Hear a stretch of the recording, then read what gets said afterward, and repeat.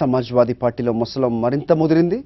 ఏకంగా పార్టీ జాతీయ అధ్యక్ష పదవి నుంచి ములాయం సింగ్ యాదవ్ను తప్పించి అఖిలేష్ యాదవ్ను అధ్యక్షుడిగా నియమిస్తూ ఆ పార్టీ జాతీయ సమావేశం నిర్ణయం తీసుకుంది.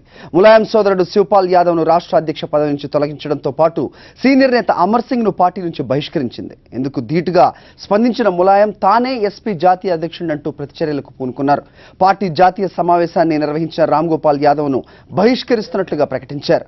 ఇక పార్టీ యూపీ అధ్యక్షుడిగా నరేష్ ఉత్తమ్ను అఖిలేష్ నియమించగా ములాయం నరేష్ ఉత్తమ్ను కూడా పార్టీ నుంచి బహిష్కరించారు. మొత్తంగా యూపీ అసెంబ్లీ ఎన్నికలను మించి ఎస్బీలో కుటుంబ కలహాలు తీవ్ర ఆసక్తి రేపుతున్నాయి.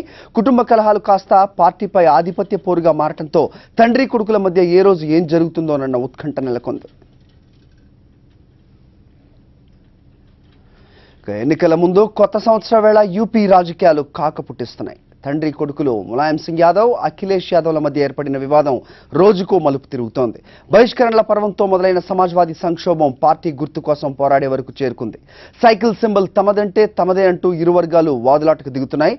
ఈ నేపథ్యంలో పార్టీ సింబల్ దక్కించుకునేందుకు తండ్రి కొడుకులు వ్యూహాత్మక ఎత్తుగడలు వేస్తున్నారు. సైకిల్ గుర్తును తమకు కేటాయించాల్సిందిగా కోరుతూ ఇరు వర్గాలు సోమవారం ఎన్నికల సంఘాన్ని కలవనున్నాయి. ఇదిలా ఉంటే సమాజ్వాదీ పార్టీలో ఆధిపత్య పోరు తీవ్రతరం కావడంతో ములాయం హైబీపీకి లోనయ్యారు. దీంతో ఆయన నివాసంలోనే డాక్టర్లు వైద్య పరీక్షలు నిర్వహించారు. మెజారిటీ ప్రజాప్రతినిధులు, నేతలు అఖిలేష్ వైపే ఉండటం ములాయంను ఆందోళనకు గురి చేస్తోంది.